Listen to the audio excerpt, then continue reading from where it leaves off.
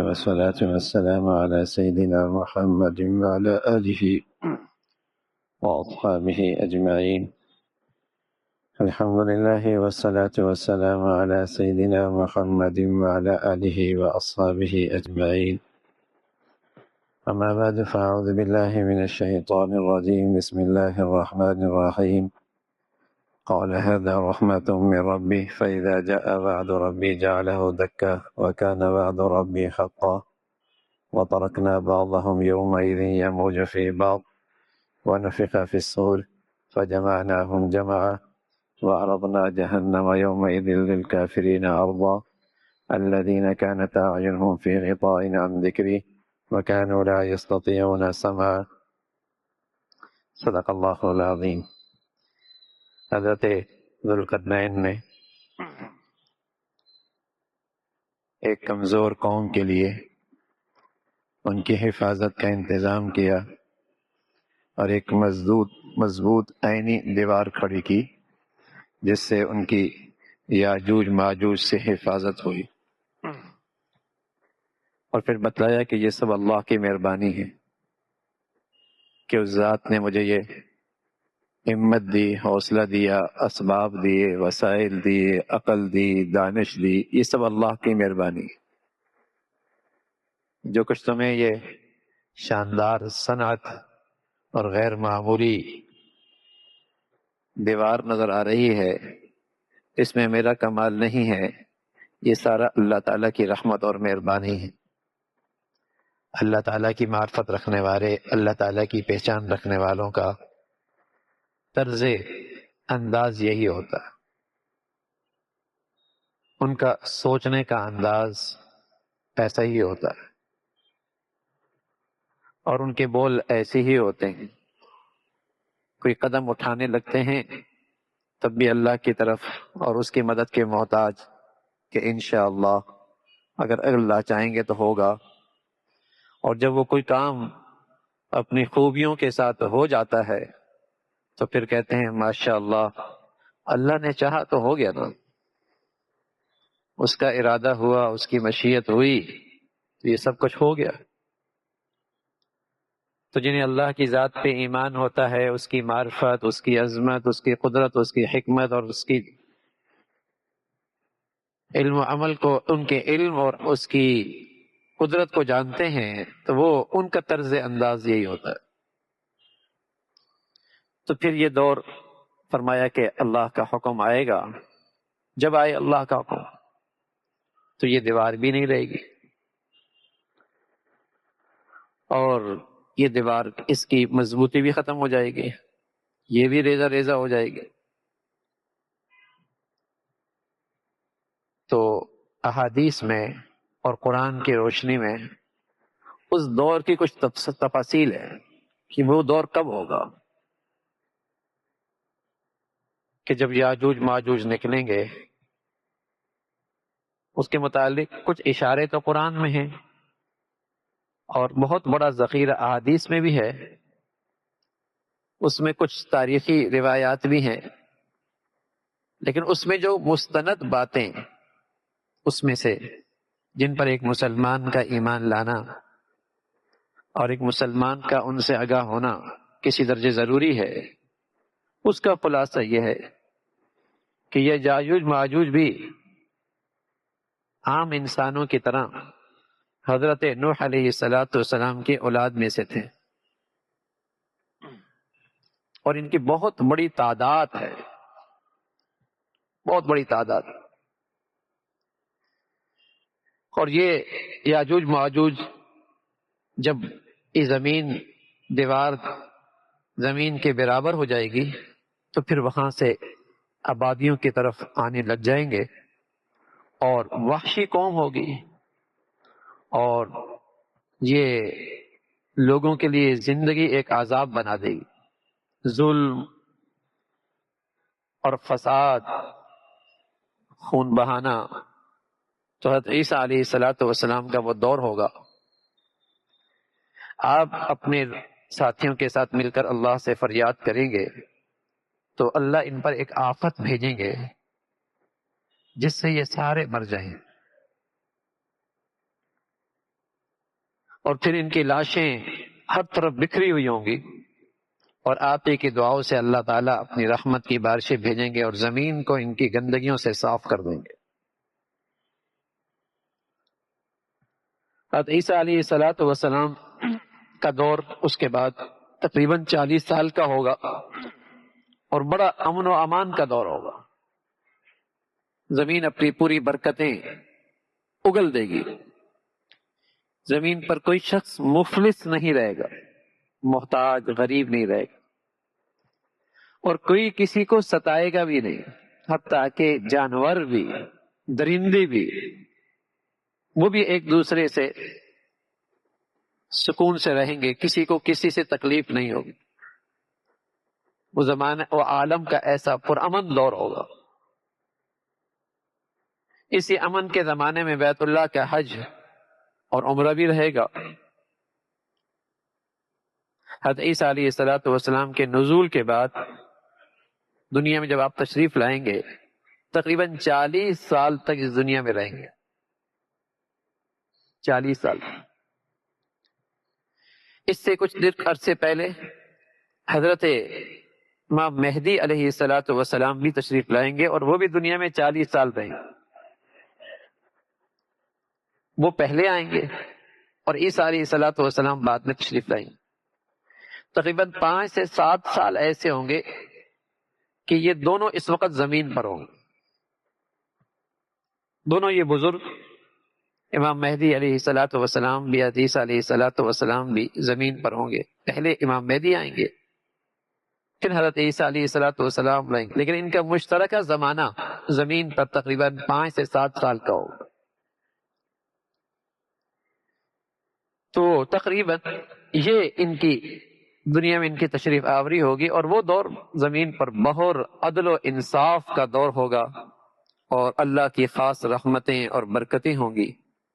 حضرت مہدی علیہ الصلاۃ والسلام کے آخری زمانے میں دجال اکبر کا سب سے بڑا فتنہ آئے گا۔ وہ سوائے مکہ اور مدینہ منورہ کے اور بیت المقدس کے اور کوہ طور کے سارے عالم میں اس کا فتنہ چھا جائے گا، سوائے مکہ مکرمہ، مدینہ منورہ، بیت المقدس، کوہ طور۔ باقی ہر جگہ اس دجال کا، جس کے اللہ کے نبی صلی اللہ علیہ وسلم نے اپنی امت کو پناہ مانگنے کی تلقین کی، دعا سکھائی، نصیحت فرمائی، یہ فتنہ دنیا کے تمام فتنوں سے بڑا فتنہ ہوگا۔ دجال کا قیام اور فساد بھی تقریباً 40 دن رہے گا، لیکن وہ 40 دن بھی بڑے مختلف ہوں گے، کیونکہ بہت بڑا جادوگر ہوگا، بہت بڑا جادوگر ہوگا۔ تو سال کا دن، لوگوں کو سال کا دن لگے گا، یعنی دن رات کا لوگوں کو پتہ ہی نہیں لگے گا، ایسا بڑا فتنہ ہو۔ تو وہ 40 دن تک رہے گا، لیکن اس کا جو پہلا دن ہوگا وہ تقریباً 1 سال کا ہوگا، دوسرا 1 مہینے کا، تیسرا 1 ہفتے کا، باقی پھر عام دنوں کی طرح۔ اور اس کے اثرات ہوں گے، اس کے جادو کے، دجل سے ہے فریب، بہت بڑا فریب دے گا۔ جیسے آپ اس کی تھوڑی تھوڑی شکلیں آپ دیکھ رہے ہیں دنیا میں، ہوتا کچھ ہے اور لوگوں کی نظروں میں کچھ دکھایا جاتا ہے۔ کسی بھی دنیا کے کونے میں کچھ ہوا ہوتا ہے، لیکن لوگوں کی نظروں میں کیا آتا ہے؟ زیرو کو پہاڑ دکھا دیں، پہاڑ کو زیرو دکھا دیں، امن کو جنگ دکھا دیں، جنگ میں امن دکھا دیں، لوگوں کی نظروں میں تو وہی آ رہا ہوتا ہے۔ تو وہ ان فتنوں کی انتہا ہوگا۔ اس کے بعد حدیث علیہ الصلوۃ والسلام جب نازل ہوں گے، وہ دجال کو قتل کر کے اس فتنے کو ختم کریں گے۔ دجال حضرت عیسیٰ علیہ الصلوۃ والسلام کے ہاتھوں سے مارا جائے گا، پھر اس کے کچھ ہی عرصے بعد یاجوج ماجوج نکلیں گے، اور پوری دنیا میں فساد اور قتل اور غارت اور تباہی مچائیں گے۔ ان کے دن بھی چند ہی ہوں گے، پھر عیسیٰ علیہ الصلوۃ والسلام کی دعا ہوگی اور انسانیت ان کے شر اور فساد سے محفوظ ہو جائے گی۔ تو یہ سب چیزیں آخری زمانے میں ہوں گی قیامت کی نشانیوں میں سے. لیکن قیامت کی نشانیوں کا مطلب یہ نہیں ہوتا کہ ابھی نشانی آئی اگر قیامت ہو گئی. اس میں فاصلہ ہوگا 40 سال 50 سال 60 سال 100 سال. جیسے حضور علیہ الصلوۃ والسلام فرمایا کرتے تھے میں بھی قیامت کی نشانیوں میں سے ایک نشانی ہوں. یعنی میرا دور، میری نبوت اس دنیا کی عمر کے لحاظ سے، اس دنیا کی جو عمر ہے پوری، اس لحاظ سے میں آخری ہوں. اور میرا آنا اس بات کی علامت ہے کہ دنیا کا سلسلہ سمٹنے والا ہے. جیسے ہم مثال دیا کرتے ہیں کہ بہت بڑی جلسہ گاہ تیار ہو اور کئی دن لگیں اور آخر میں مہمان خصوصی آئے تو اس بات کی علامت ہوتی ہے کہ اب یہ نشست ختم ہونے والی ہے. یہ جو آپ 4-5 دن مہینے سے آپ محنت کر رہے تھے، جلسہ گاہ سجا رہے تھے، یہ اپنے اختتام کو جا رہا. تو ایسی ہی اس دنیا کی ایک عمر تھی اور پیارے رسول صلی اللہ علیہ وسلم اس دنیا کے آخری مہمان خصوصی. تو آپ کی تشریف آوری بھی اس بات کی علامت تھی کہ یہ دنیا سمٹنے والی ہے. اور ان حضرات کا، حضرت عیسیٰ علیہ السلام کا، امام مہدی کا آنا اور دجال کے فتنے کا آنا، یہ بھی قرب قیامت کی نشانیوں میں سے ہے. لیکن اس کا مطلب یہ نہیں کہ فوراً ہی قیامت ہو جائے گی. 40 سال 50 سال یہ فاصلہ ہوگا بیچ میں. تو آخر میں عیسیٰ علیہ السلام جب دنیا میں تشریف لائیں ہوں گے اور دجال قتل ہوگا، پھر دنیا میں اسلام ہی اسلام ہو، اسلام ہی اسلام، اور دنیا میں امن ہی امن ہوگا. اسلام میں یہ طاقت ہے، یہ تاثیر ہے. جب انفرادی اور معاشرتی زندگی سے لے کر قومی زندگی میں آ جائے تو دنیا کو امن کا تحفہ ملتا ہے، انسانیت کو عدل و انصاف کا تحفہ ملتا ہے. اور جب یہ اسلام چلا جائے اور کفر دنیا میں آ جائے تو دنیا کو ظلم اور دنیا میں ناانصافی اور دنیا میں فساد، اس کی شکلیں دنیا میں نظر آتی ہیں اور ہیں آج. ایسا ہی ہے. مسلمانوں کی اس زندگی کے بعد اللہ تعالیٰ ایک ٹھنڈی ہوا چلائیں گے اور جو ایمان والا ہوگا اس کا انتقال ہو جائے. پھر اس کے بعد دنیا میں پھر ایک شر آئے گا، اور جو قیامت آئے گی اور قیامت کی جو سختی آئے گی وہ دنیا کے بدترین لوگوں پر آئے گی. دنیا کی بدترین لوگ یعنی گدھوں سے زیادہ بے حیا ہو جائیں گے، گلی کوچوں کے اندر بدکاری کر رہے ہوں کھلے عام. تو قیامت کی جو سختی آئے گی وہ ان لوگوں پر آئے گی، ایسے لوگوں پر آئے گی. تو بہرحال یہ ساری چیزیں احادیث میں موجود ہیں اور قرآن نے بھی ان کی طرف اشارہ کیا ہے کہ یاجوج ماجوج کا دنیا میں آبادیوں میں آنا اور یہ دیوار کا ٹوٹنا یہ قیامت کی نشانیوں میں سے ہے. قیامت نہیں ہے کہ قیامت آئی تو تب ٹوٹے گی، قیامت کی نشانیوں میں سے. تو پھر یہ آبادیوں میں گھسیں گے اور چونکہ بہت بڑی تعداد ہوگی تو ایک دوسرے پہ الٹ پلٹ رہے ہوں گے، اس لیے کہ کوئی سمت بھی مقرر نہیں ہوگی، چال بھی کوئی طے نہیں ہوگی. کوئی اس پہ گر رہا ہے، کوئی اس پہ گر رہا ہے. یومئذ یموج فی بعض، ایک دوسرے پہ گر رہے ہوں. پھر کچھ عرصے کے بعد سور پھونکا جائے گا، قیامت کا منظر نامہ، قیامت آئے گی اور پھر سارے لوگ جمع کیے جائیں گے اور جہنم لوگوں کے قریب کی جائے گی، کافروں کے سامنے رکھی جائے گی. اور وہ کافر کانت اعینہم فی غطاء عن ذکری، جن کے دلوں پہ پردہ تھا، آنکھوں پہ پردہ تھا. ایک تو آنکھ سر کی ہوتی ہے اور کان سر میں ہوتے ہیں، دل کی آنکھیں اور دل کے کان بھی ہوتے ہیں، اور سر کی آنکھیں اور کان اس دل کی آنکھیں اور کان کے تابع ہوتے ہیں، اس کے تابع ہوتے ہیں.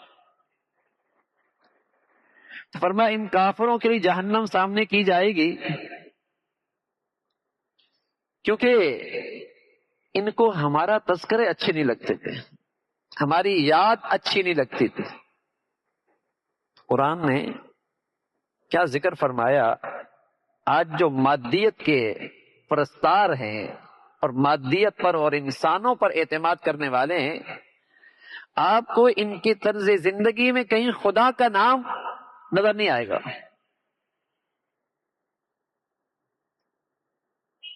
خدا کا نام نظر نہیں، اللہ کا نام نہیں آئے گا. کبھی انہوں نے کہہ دیا اللہ کا فضل ہے، اللہ چاہیں گے تو ایسا ہوگا. اور کوئی اگر ان کے اوپر کہیں کوئی نام لے لے تو انہیں بڑا عجیب لگتا ہے کہ یہ کیا خدا کا نام لے رہا ہے، کیا اللہ کا نام لے رہا ہے، یہ کیا اللہ کی باتیں کر رہا ہے. اس زمانے میں وَإِذَا ذُكِرَ اللَّهُ وَحْدَهُ اشْمَأَزَّتْ قُلُوبُ الَّذِينَ لَا يُؤْمِنُونَ بِالْآخِرَةِ. جب اللہ کے تذکرے آئے تو ان کے چہروں پہ بل آ جاتے ہیں، پیشانیوں پہ بل آ جاتے ہیں، چہروں پہ ناگواری آ جاتی ہے. اور جب ان کے سامنے اللہ کے غیر کے تذکرے ہوں کہ اس سے ہو جائے گا، یہ منصوبہ بندی ہو جائے گی، ان اسباب سے ہو جائے گا، ان وسائل سے ہو جائے گا، فلاں لوگ ہماری مدد کریں گے، فلاں طاقتیں ہمارے ساتھ کھڑی ہوں گی، بڑے مطمئن ہو جاتے ہیں. اللہ کے غیر کے تذکرے سنتے ہوئے انہیں اطمینان ہوتا ہے، اور اللہ کی قدرت کی باتیں سنتے ہوئے ان کے چہروں پہ ناگواری، پیشانیوں پہ بل آتے ہیں. تو فرمایا کہ یہ جو ہماری یاد سے اور ہمارے ذکر سے غافل تھے اور یہ ہمارا نام سننا ہی نہیں چاہتے تھے، ہمارا نام سننا ہی نہیں چاہتے تھے، تو ان کے سامنے پھر جہنم آئے گی جس کا یہ انکاری تھے اور جس کی یہ منکر تھے، پھر اپنی آنکھوں سے کے سامنے دیکھ لیں گے. تو یہ اس کا منظرنامہ ذکر فرمایا. اللہ تعالیٰ ان سچائیوں پہ صحیح یقین نصیب فرما دے. اللہم لک الحمد کلو ولک الشکر کلو، اللہم اعنا علی ذکرک و شکرک و حسن عبادتک، نستغفر اللہ و نتوب الیک. سبحان ربک رب العزت عما یصفون وسلام علی المرسلین والحمد للہ. والسلام علی سیدنا محمد وعلى آلہ واصحابہ اجمعین. أما بعد فأعوذ بالله من الشيطان الرجيم. بسم الله الرحمن الرحيم.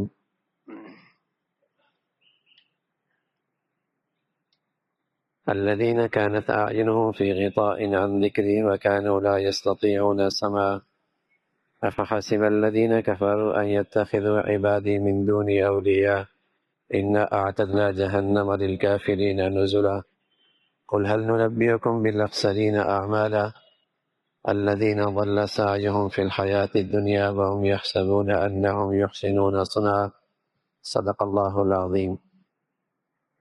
سورہ کہف آپ علیہ الصلوۃ والسلام نے بتلایا کہ یہ دجال کی حفاظت کا،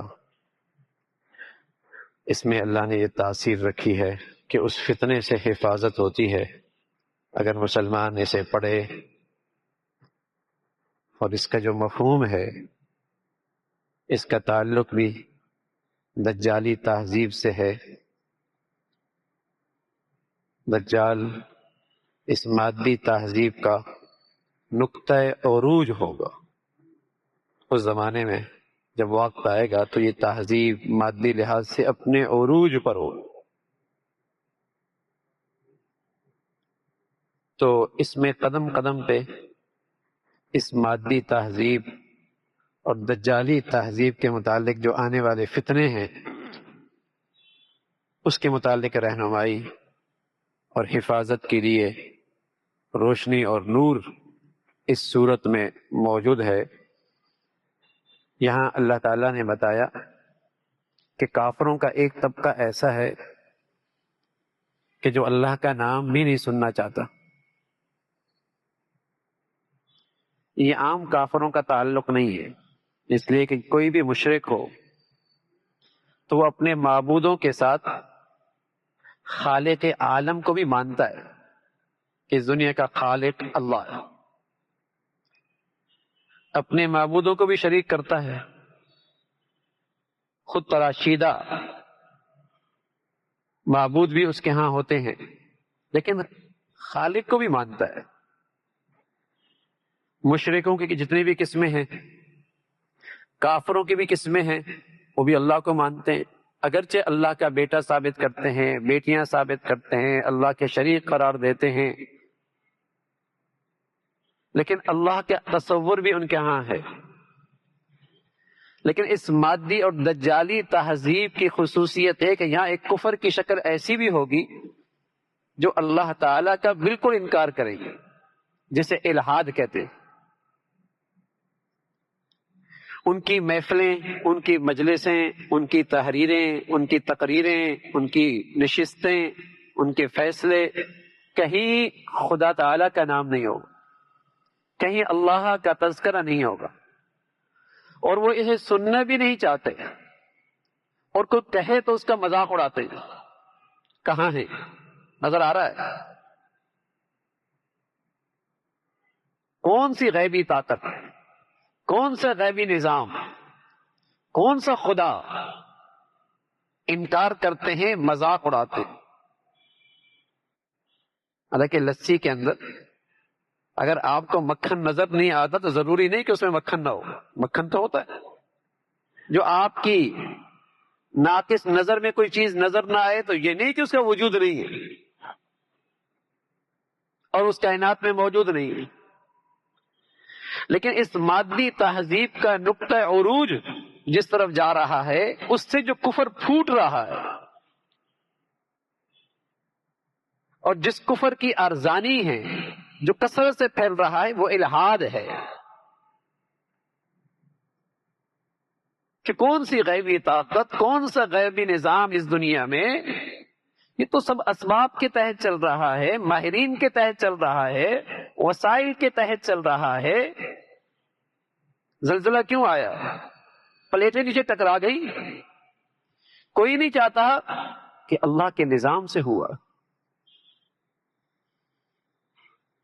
وہ ہر اس دنیا کی ہر حرکت کو، ہر حادثے کو، ہر نئی شکل کو کسی اسباب سے جوڑ دیتا ہے۔ اگر اسے کہہ دیا جائے کہ اس کے پیچھے خدائی نظام ہے، وہ تمسخر کرتا ہے۔ کون سا خدائی نظام؟ کون سی دنیا میں جی رہے ہو؟ مادیت اتنی ترقی کر چکی ہے، ہر چیز تحقیق سے معلوم ہو رہی ہے کہ یہ تو اس سے ہوا ہے۔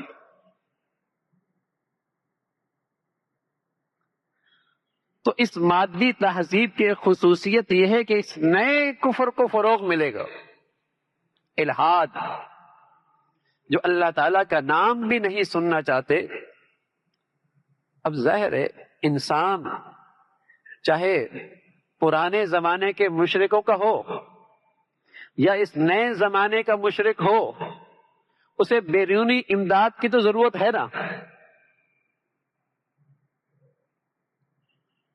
اب جو پرانے زمانے کا مشرک ہے، وہ اپنی بیرونی امداد کے لیے اللہ کی طرف سے عائد کردہ ذمہ داریوں سے راہ فرار اختیار کرنا چاہتا ہے، لیکن حاجت تو اس کو بھی ہے، مدد کو تو اس کو بھی ضرورت ہے، تو وہ درمیان میں اپنے خدا تراشتا ہے کہ جنہیں نظر و نیاز کے ذریعے آسانی سے منایا جا سکتا،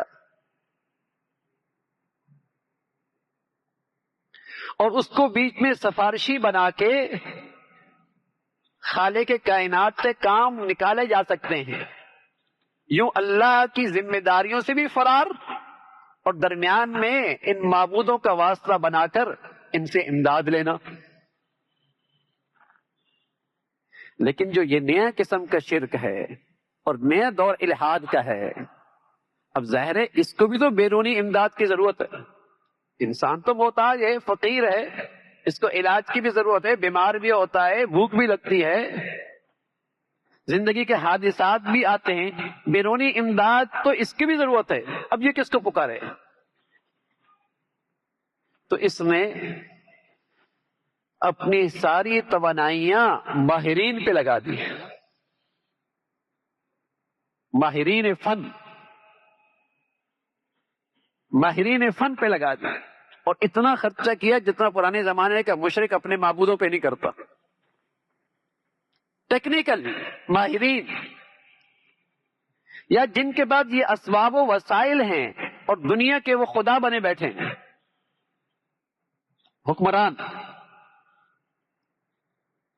اس نے امدادی بیرونی امداد کے لیے اللہ کو چھوڑ کر یہ سہارا تلاش کیا، یہ سہارا تلاش کیا. ایبتغون العزہ، یہ ان کافر سرداروں سے عزت تلاش کرتے ہیں. ارے نادان، عزت تو اللہ کے پاس ہے. فإن العزة للہ جميعا. تو یہ پرانے مشرکوں کی طرح بھی نہیں، اللہ کی وحدانیت سے بھی محروم، لیکن جدید دور کے نئے خدا جو کہتے ہیں انا ربکم الاعلی، جیسے فرعون کہا کرتا تھا، اور آج کے اس کے چھوٹے چھوٹے فرعون کہتے ہیں ساری معیشت، ساری طاقت، تمہاری ساری حفاظت کے نقشے میرے پاس ہیں، تم میرے سامنے سجدہ ریز ہو جاؤ، مجھے پکارو،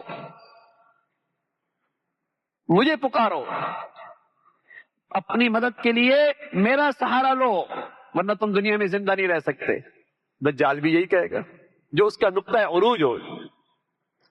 تو اس لیے اللہ تعالی نے اس کا شرک جب بیان کیا یوں کہا ان یتخذوا عبادی من دونی اولیاء، یہ مجھے چھوڑ کر میرے بندوں کو اپنا پشت پناہ بناتے ہیں کہ ہماری پشت پہ یہ طاقت کھڑی ہے، اور ہماری پشت پہ یہ قوت کھڑی ہے، اور ہماری پشت پہ یہ حکمران کھڑا ہے. یہ الہادی ذہنیت ہے، یہ اس نئی تہذیب کی خصوصیت ہے. حالانکہ جو اللہ مشرکوں کا ذکر کرتا ہے عام طور پہ قرآن میں، وہ کہتا ہے آلہہ، وہ اللہ کے غیر کو آلہہ معبود بناتے ہیں. لیکن سورہ کہف میں انداز بدلا، کیونکہ یہاں کا کفر بھی الگ ہے، یہاں کا شرک بھی الگ ہے. تو فرمایا ان یتخذوا من عبادی من دونی اولیاء، یہ میرے بندوں کو اپنا پشت بنا بناتے ہیں اور ان میں اپنی زندگی کا سہارا تلاش کر. یہ جدید دور کا نیا بت ہے کہ اللہ کو چھوڑ کر اللہ کے غیر بندوں کو اس درجے کا اعتماد، اس درجے کا بھروسہ کہ تاکہ اللہ کی طرف جو ذمہ داریاں ہیں اس سے فرار اختیار کر کے اپنی زندگی کی ضروریات ان سے پوری کی جائے. تو اللہ تعالیٰ کہہ رہے اس عبوری دور میں، چاہے وہ پرانا مشرک ہو، دن رات تو اس کے بھی گزر جائیں گے، چاہے نیا درجے کا کافر ہو، اس تہذیب کا مشرک ہو، کافر ہو، عبوری دور اس کا بھی گزر جائے گا. لیکن انہوں نے آنا تو میرے پاس ہی ہے. جو میں نے انہیں مقصد زندگی دیا تھا اس عبوری دور میں، اس سے جو انہوں نے راہ فرار اختیار کیا ہے، آنا تو میرے پاس ہی ہے. نتیجہ تو دیکھیں گے، انجام تو اپنا دیکھیں گے. میں نے ان کافروں کے لیے خوب مہمان نوازی تیار کر رکھی ہے، اور جس مصیبت بھری زندگی کا نام جہنم ہے. جہنم کب تک فرار اختیار کریں گے؟ کب تک مجھ سے دور رہیں گے؟ کب تک غیروں کے سہارے پہ جیئیں گے؟ کب تک میرے غیر سے مدد لیتے رہیں گے؟ کب تک؟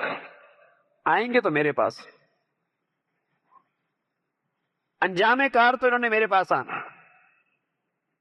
تو ان کے لیے پھر مہمان نوازی ہے. اللہ نے کہا نزلا، مہمان نوازی ہے جہنم. پھر اسی تہذیب کی ایک اور خصوصیت ہے، الذین ضل سعیہم فی الحیاۃ الدنیا وہم یحسبون انہم یحسنون صنعا.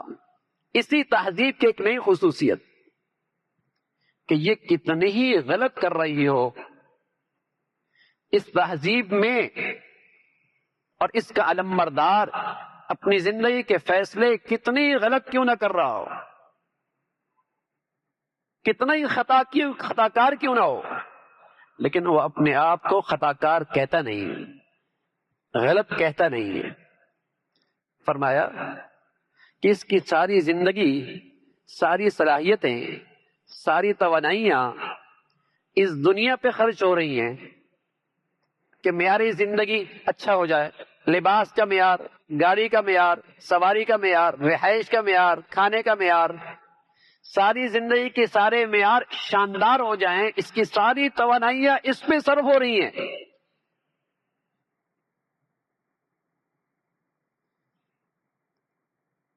اسی پہ لگا رہا ہے، اور یہ ہے عبوری وقت۔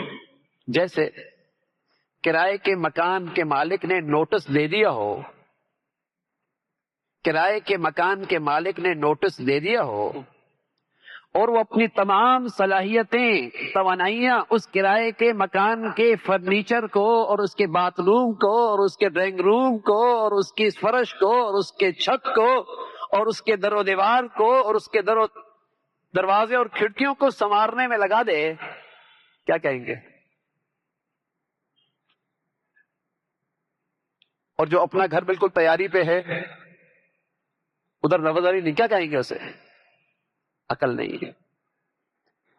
لیکن اس تہذیب میں، اس مادہ پرست تہذیب میں یہ ہے کہ ایک آدمی اس دنیا کے کرائے کے مکان پہ، جس کا اس سے یہاں نکلنے کا نوٹس بھی آ گیا ہے، ابا نکل گیا، اماں نکل گئی، دادا چلا گیا، نانا چلا گیا، مالک دنیا نے اسے نوٹس دے دیا، لیکن پھر بھی اپنی ساری توانائیاں، ساری صلاحیتیں اسی کرائے کے مکان پہ صرف کر رہا ہے۔ بتائیے، کوئی اس کو غلط کہتا ہے؟ بلکہ اس کو ایوارڈ دیے جاتے ہیں۔ اس مادی تہذیب کے علمبردار اس کی حوصلہ افزائی کرتے ہیں، اس کو خوش بخت کہتے ہیں، اسے خوش نصیب کہتے ہیں، اسے عقل مند کہتے ہیں، اسے سمجھدار کہتے ہیں۔ تو اللہ تعالیٰ بتا رہا ہے اس مادی تہذیب کی خصوصیت یہ ہے کہ اس کی ساری کی ساری محنتیں، کاوشیں اسی دنیا کی زندگی میں گم ہو رہی ہیں، اور یہ سمجھ رہا ہے میں بہت اچھا کر رہا ہوں، یہ سمجھ رہا ہے بہت اچھا کر رہا ہوں، اور اس کا نتیجہ دیکھیں نا، خود تو 60 سال اسی میں گزار دی، اپنے بچے کو بھی اسی راستے پہ ڈال دیا، اس کے بچے نے 40 سال اسی میں گزار دی، پوتے کو بھی اسی راستے پہ ڈال دیا۔ کہیں ہوش نہیں آیا کہ ہم غلط کر رہے ہیں۔ یہ عبوری دور کا مقصد زندگی نہیں ہے، یہ اس عبوری زندگی کا مقصد زندگی نہیں ہے کہ اپنی ساری توانائیاں، صلاحیتیں اس پہ صرف کر دو۔ یہ تو اللہ نے عبوری دور دیا تھا اپنے کھربوں سال کی زندگی سنوارنے کے لیے، لیکن اس مادی تہذیب کی خصوصیت اور بیماری یہ ہے کہ یہاں یہ اپنی ساری صلاحیتیں بھی ضائع کر رہا، لیکن اسے اپنی غلطی کا احساس نہیں، یہ بڑا مطمئن، یہ اپنی کیے پر بڑا مطمئن، یہ اسی میں مست۔ افحسب الذین کفروا ان یتخذوا عبادی من دونی اولیاء الذین ضل سعیهم فی الحیات الدنیا۔ اس کی ساری توانائیاں، صلاحیتیں گم تو اس دنیا میں ہو گئی، یہ کہہ رہا ہے بہت اچھا کر رہا ہوں۔ 70 سال اس نے گزار دیے، اس دنیا کو بنانے میں کتنا لگایا، اور اپنے دل سے پوچھے جہاں کھربوں سال رہنا ہے اس کو بنانے میں کتنا لگایا، اس کے لیے کتنا وقت صرف کیا، کتنی صلاحیتیں لگائیں، کتنے وسائل لگائے، اور اس دنیا کو بنانے میں کتنا وقت لگایا، جس سے آج یہ جا رہا ہے،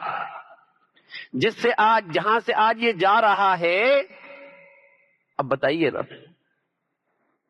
تو اسی کو قرآن کہہ رہا ہے اس دجالی تہذیب کی خصوصیت ہے کہ غلط رخ پر بھی ہے، زندگی کا رخ بھی غلط ہے، زندگی کا مقصد بھی غلط ہے، زندگی کا نقشہ بھی غلط ہے، لیکن مطمئن بھی ہے،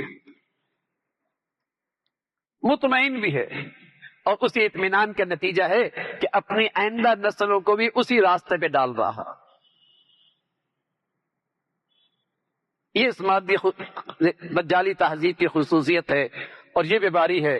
اللہ تعالیٰ سمجھ نصیب فرما دے.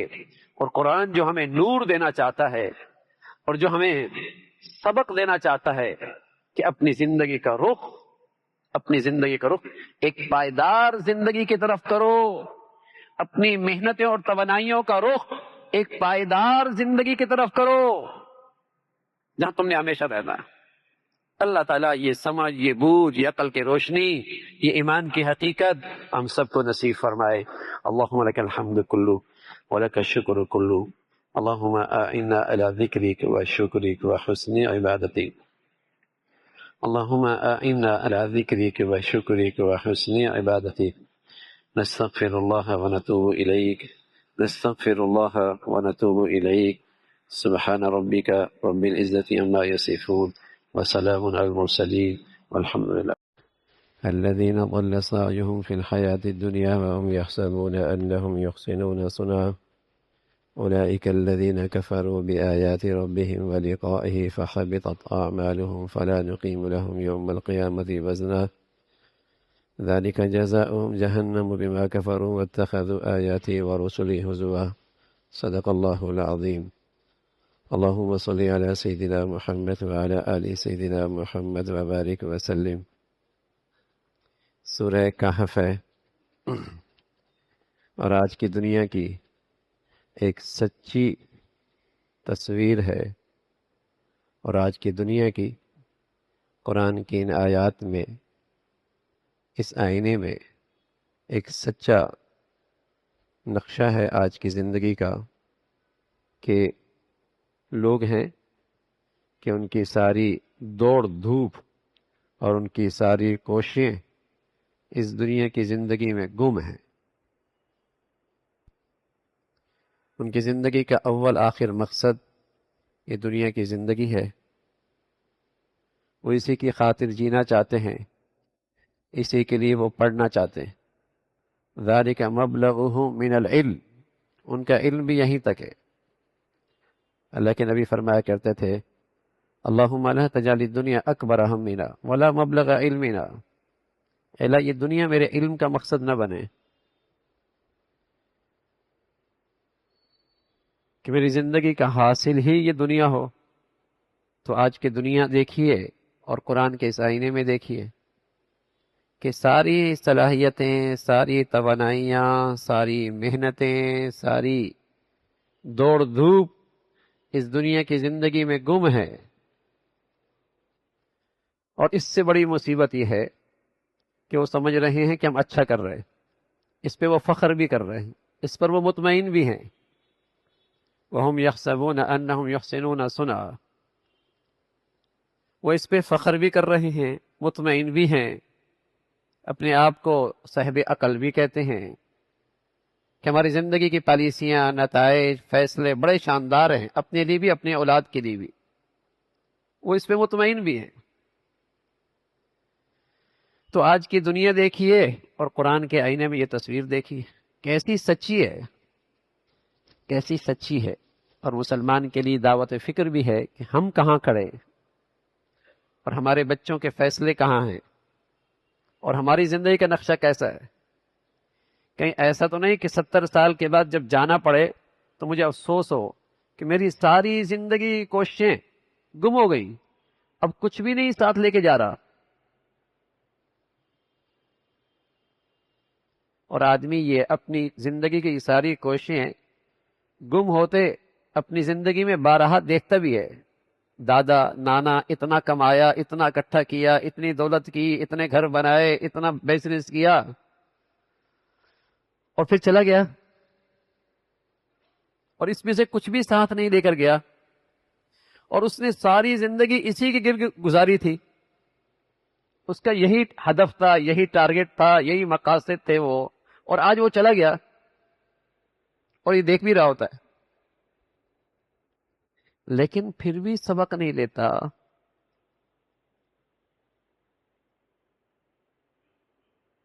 تو اللہ تعالیٰ فرما رہے ہیں کہ پھر یہی بات ہے کہ اولئک الذین کفروا بآیات ربہم، وہ اپنے پالنے والے رب کی ان آیات کا وہ انکار ہی کرتے ہیں، وہ اللہ سے ملاقات کے ہی انکاری ہیں،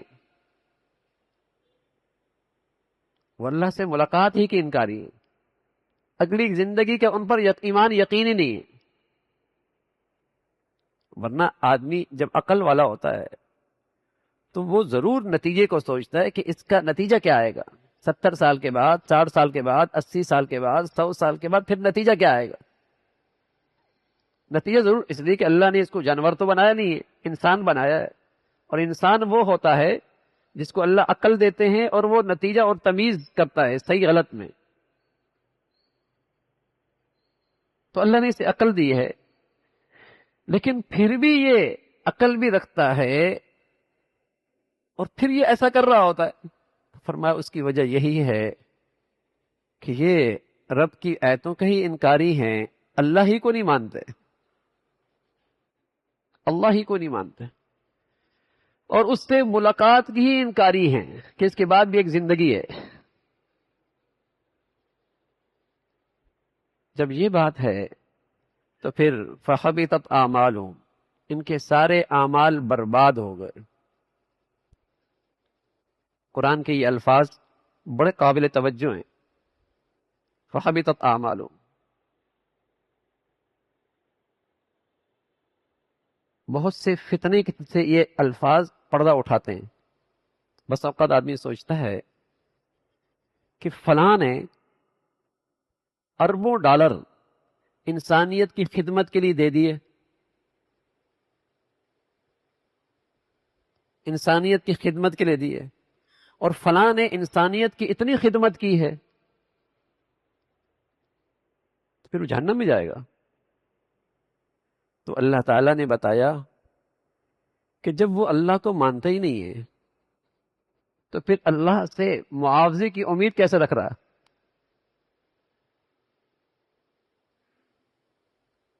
جب وہ اللہ سے ملاقات کا ہی انکاری ہے تو پھر اس سے جزا کی امید کیسے کر سکتا ہے؟ وہ تو اس نے جس کے لیے کیا لے لے اس سے بدلا۔ کسی خدمت کی کوئی قیمت نہیں، کسی عمل کی کوئی قیمت نہیں۔ ہر خدمت اور عمل کی قیمت اس وقت ہوتی ہے کہ وہ خدمت اور عمل کس کے لیے کیا۔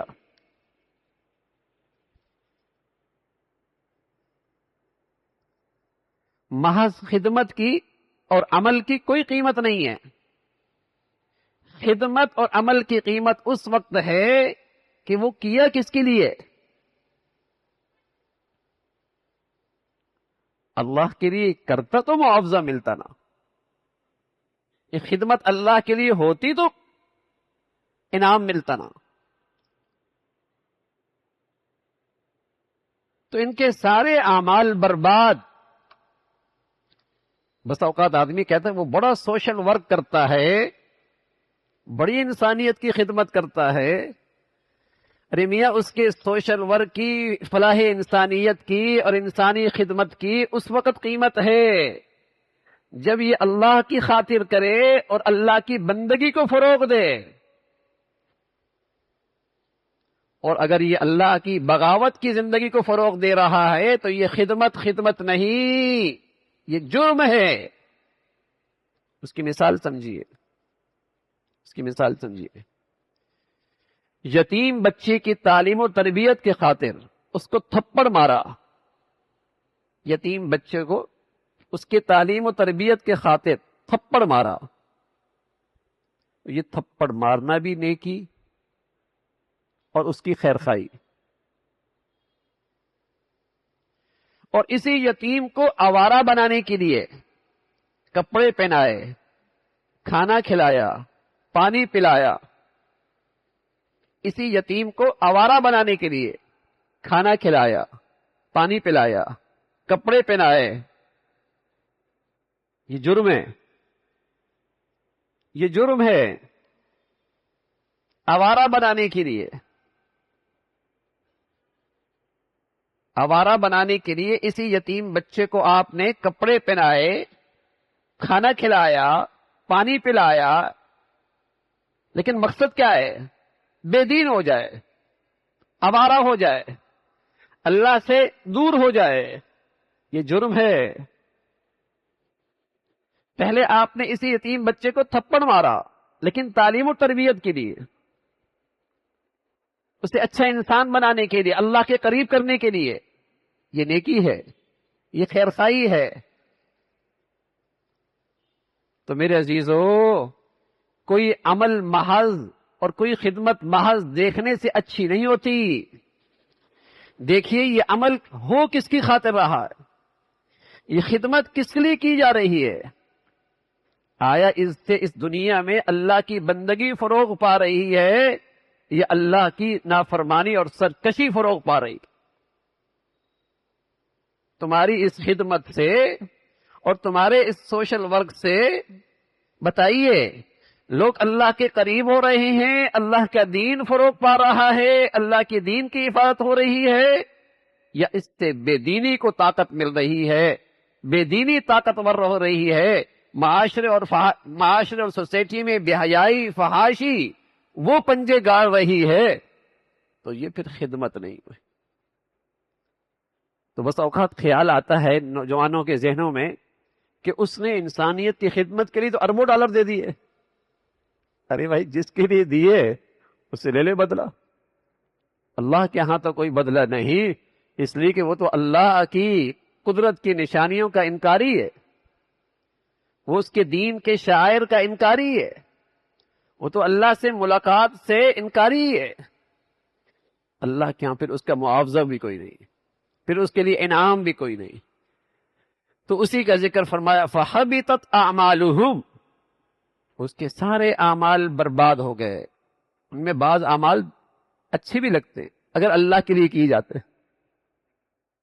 فَلَا نُقِيمُ لَهُمْ يَوْمَ الْقِيَامَةِ وَزْنًا، چونکہ اس کی زندگی اللہ کے طے کردہ نصب العین سے خالی ہے، چونکہ اس کی زندگی اللہ نے جو اس کی زندگی کے لیے مقصد طے کیا، اللہ کی بندگی، اللہ کی رضا، اس کی زندگی اس سے خالی ہے۔ اللہ کے ہاں کل اس کی زندگی کوئی قیمت نہیں لگے گی، کوئی وزن نہیں ہوگا، اس کی کوئی قیمت نہیں لگے گی، کوئی وزن نہیں ہوگا۔ اور جب نتیجہ سامنے آئے گا تو وہ نتیجہ جہنم کی شکل میں ہوگا، وہ سزا جہنم کی شکل میں ہوگی۔ اور ساتھ فرمایا کہ ان جہنمیوں کی ایک اور بھی نفسیات ہے، ان جہنمیوں کی ایک اور بھی نفسیات ہے، یہ ذہنی فکری لحاظ سے انتہائی پست ہوتے ہیں کہ وہ دین کے شاعر کا مذاق اڑاتے ہیں۔ وَاتَّخَذُوا آیَاتِي وَرُسُلِي هُزُوًا، ان جہنمیوں کی ایک اور علامت بھی ہے، وہ ذہنی اور فکری اخلاقی طور پہ انتہائی پست ہوتے ہیں کہ وہ دین کے شاعر کا مذاق بھی اڑاتے ہیں، اور جو اللہ کے بزرگ، اللہ کے نیک بندے ان دینی شاعر کی تبلیغ کرتے ہیں اور اللہ کی ان شاعر کی بات کرتے ہیں، ان کا بھی مذاق اڑاتے ہیں۔ تو آپ کو دنیا میں ایسی مخلوق بھی آج نظر آتی ہوگی جو دینی شاعر کا مذاق اڑاتی ہے، کبھی کلام اللہ کی گستاخی، کبھی رسول اللہ کی گستاخی، کبھی اللہ کے نیک ہستیوں کی گستاخی، کبھی بزرگان دین کی گستاخی اور بے ادبی۔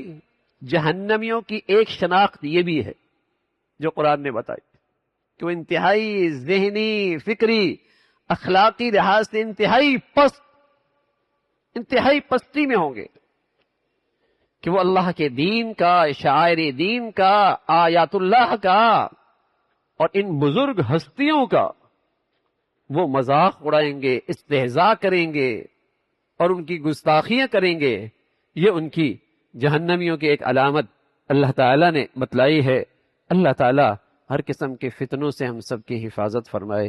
اللہم لک الحمد کلو ولک الشکر کلو، والصلاة والسلام على سيدنا محمد وعلى آله وأصحابه أجمعين. أما بعد فأعوذ بالله من الشيطان الرجيم. بسم الله الرحمن الرحيم. إن الذين آمنوا وعملوا الصالحات كانت لهم جنات الفردوس نزلا خالدين فيها لا يبغون عنها حولا.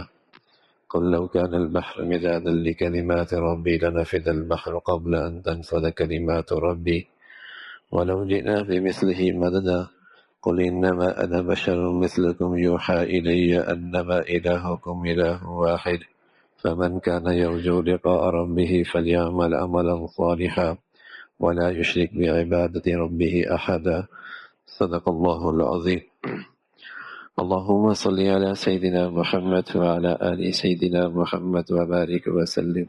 الحمدللہ ہماری یکم رمضان سے جو سورہ کہف چل رہی تھی، آج اس سلسلے کی ہماری یہ آخری نشست ہے. رمضان بھی مکمل ہونے کو ہے اور ہماری یہ تفسیر بھی سورہ کہف کی مکمل ہو رہی. اس سلسلے کی یہ آج آخری نشست ہے. سورہ کہف کے سلسلے کی. سورہ کہف آج کی دنیا کے لیے اور آج کی تہذیب کے لیے اور آج کے دور کے لیے اس میں بہت کچھ ہے. جیسے آپ نے اس نشستوں میں سنا کہ دجال اور دجال کے آنے سے پہلے بننے والی فضا اور پھر اس سے مسلمان اپنے آپ کو محفوظ رکھے، اس صورت میں اس کے لیے رہنمائی ہے. اس لیے پیارے نبی فرمایا کرتے تھے، مسلمانوں اس کو ہر جمعے کو تلاوت کیا کرو، یہ ایک جمعے سے دوسرے جمعے کے لیے تمہارے لیے نور کا کام دے گی. اس لیے مسلمانوں کے ہاں جمعے کے معمولات میں جہاں کثرت درود شریف ہے، جہاں اللہ کے گھر میں جلدی آنے کا اہتمام ہے، وہاں مسلمانوں کے ہاں اس سورت کی تلاوت کا پڑھنے کا بھی اہتمام ہے. سورہ کہف. تو اسی سلسلے کی یہ آخری آیات ہیں. اس سے پچھلی آیتوں میں آپ نے دیکھا کہ اللہ تعالیٰ نے اس بات کا تذکرہ فرمایا کہ کچھ لوگوں کی ساری دوڑ دھوپ اور ساری زندگی کی توانائیاں اور صلاحیتیں اس دنیا میں لگ جاتی.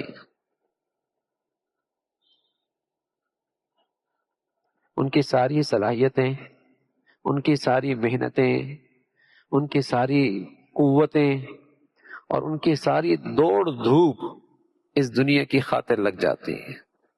اور جب یہاں سے جا رہے ہوتے ہیں تو نتائج کے لحاظ سے صفر ہوتے ہیں کہ اتنا بنایا، اتنا اکٹھا کیا، اتنا سلسلہ بڑھا دیا، اور جا رہا ہے تو کچھ بھی نہیں لے کے جا رہا، اور جا بھی وہاں رہا ہے جہاں کھرے کھوٹے کی بھی پہچان ہوگی اور جہاں زندگی بھی پھر ہمیشہ کی ہو.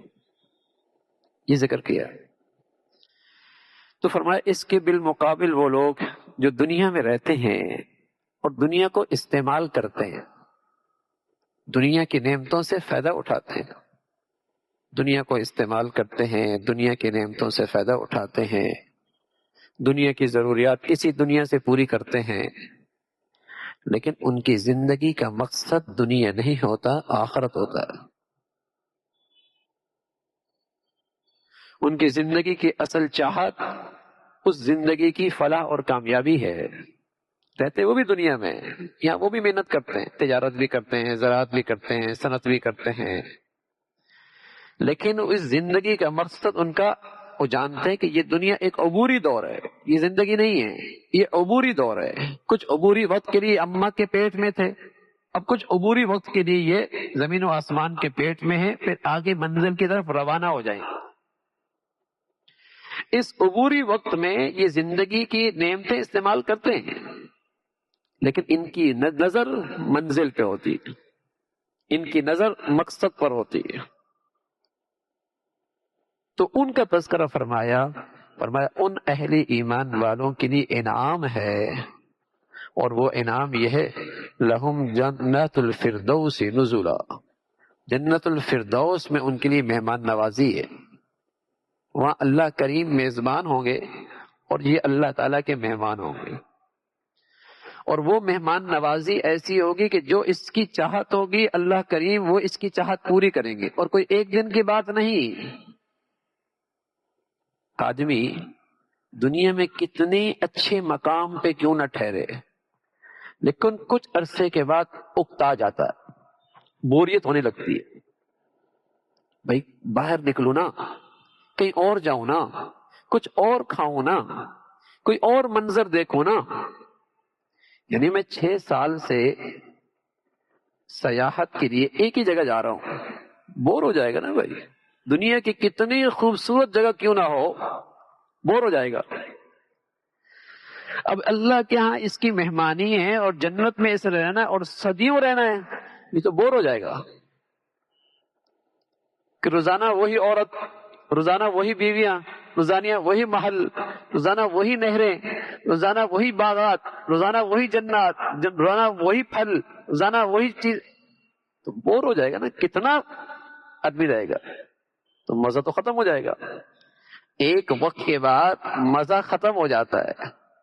تو اللہ تعالی نے فرمایا لا یبغون عنہا حولا، لا یبغون عنہا حولا، وہاں مزے ایسے ہوں گے کہ یہ وہاں سے نکلنا نہیں چاہے گا، اکتائے گا نہیں، بوریت نہیں ہوگی، اس لیے کہ ہر لمحے ہر چیز کی حقیقت بھی بدلے گی، ہر چیز کی لذت بھی بڑھے گی۔ ہر لمحے، دن میں نہیں، گھنٹوں میں نہیں، ہر لمحے چیزیں کی حقیقت بھی بدلے گی، لذت بھی بڑھے گی، اکتائے گا نہیں، بوریت نہیں ہوگی، ہر لمحے اس کو ایک نیا مزہ ملے گا۔ کیا شان ہوگی اللہ کی! اور اس کے لیے یہ چیزیں بدلنے میں کوئی لمبے چوڑے انتظام کی ضرورت نہیں پڑے گی، وہ کن کہے گا بدل جائے گا۔ اس لیے تیرے نبی فرمایا کرتے تھے کہ جنت میں جتنی چیزیں ہوں گی نام کی تو وہ دنیا کی سی ہوں گی، لیکن حقیقت میں اور لذت میں اور کوالٹی میں زمین و آسمان کا فرق ہو۔ کیلا ہے وہاں بھی کیلا ہوگا، لیکن اس کی حقیقت اور اس کی لذت، یہاں بھی پھل وہاں بھی پھل، یہاں بھی عورت وہاں بھی عورت، وہاں بھی گھر یہاں بھی گھر، نام کا تو وہی ہوگا، لیکن اس کی حقیقت، اس کی لذت، اس کا لطف، اس کا مزہ، اس کی کیفیت میں زمین و آسمان کا فرق ہے۔ اور اللہ کے نبی نے فرمایا ما لا عین رأت ولا اذن سمعت ولا خطر علی قلب بشر، ایسا کسی کان نے نہ سنا، نہ کسی آنکھ نے دیکھا، نہ اس کسی انسان کے دل میں اس کا تصور گزرا۔ بس اتنا کہتے ہیں اللہ میاں فلا تعلم نفس ما اخفی لهم من قرۃ اعین، تمہاری آنکھیں ٹھنڈی ہو جائیں۔ یہ ہے اس ایمانی زندگی کا انعام جو یہ دنیا میں اس عبوری دور میں کچھ ناگواریاں برداشت کر کے، کچھ نفس کی نہ مان کر، کچھ زمانے اور سوسائٹی سے ہٹ کٹ کے ان کی نہ مان کر اپنے اللہ کو راضی کرتا رہا، یہ ہے اس ایمانی زندگی کا انعام۔ اور کوئی مہینے 2 مہینے، صدیاں 2 صدیاں، چند عرصے کے لیے نہیں۔ یہاں آدمی کتنا ہی اسٹیٹس سے رہے میاں بوڑھا ہو جاتا ہے، کتنا ہی بڑی دولت کیوں نہ ہو میاں، ایک دن جیب خالی ہو جاتی ہے۔ ارے میاں میں ایسا رہا، میں ایسا رہا، لیکن ایک دن اس دنیا سے جانا ہی پڑتا ہے، ایک دن تو جانا ہی پڑتا ہے۔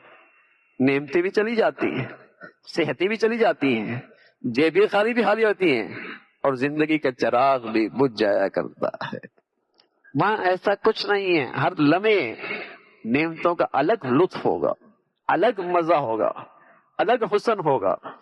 اور پھر اللہ نے اپنا تھوڑا سا تعارف کرایا، فرمایا اللہ کی شان، اللہ کی قدرت، اللہ کی قدرت، اللہ کی حکمتیں، اللہ کا علم، اللہ نے جو پردے کے پیچھے اسرار چھپائی ہوئی ہیں، فرمایا یہ سارے سمندر جو زمین پر 3 حصے ہیں، ایک حصے پہ آبادی ہے، 3 حصے پہ دنیا میں پانی ہے، ایک حصہ خشک ہے جس میں پہاڑ بھی ہیں اور انسان بھی رہتے ہیں، 3 حصے پانی ہیں، سمندر ہیں، فرمایا یہ سارے کے سارے سیاہی بن جائیں، سارے کے سارے سیاہی بن جائیں، فرمایا یہ سیاہی بننے کے بعد اللہ کے کمالات، اللہ کی قدرت، اللہ کی حکمتیں، اللہ کا علم، اللہ کی اسرار کو لکھنے پہ آ جائیں، فرمایا سیاہی ختم ہو جائے گی، اللہ کی کمالات ختم نہیں ہو،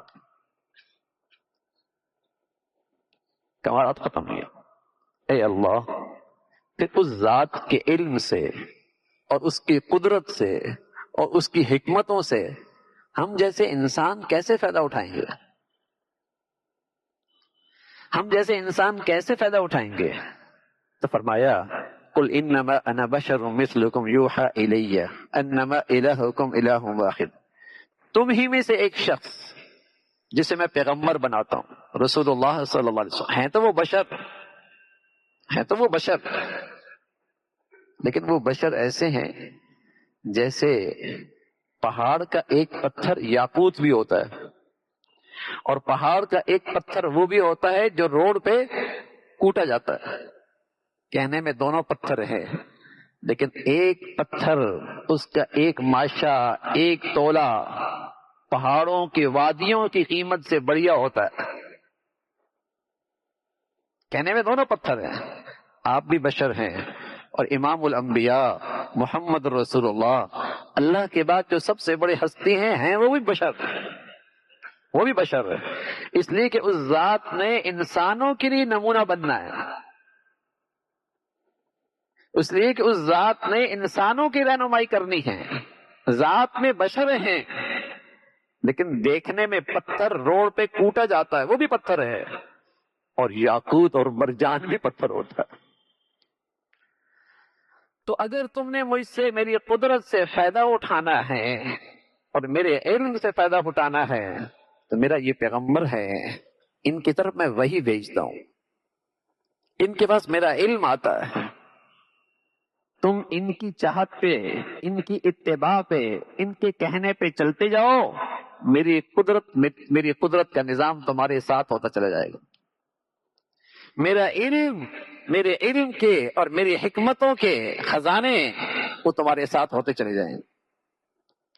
پیغمبر اللہ نے بھیجا اور اس کی شان فرمائی، اور اسی پیغمبر کا سب سے بڑا سبق ہے حاجت روا، مشکل کشا، عبادت کے لائق ایک اللہ کی ذات، ایک اللہ کی ذات۔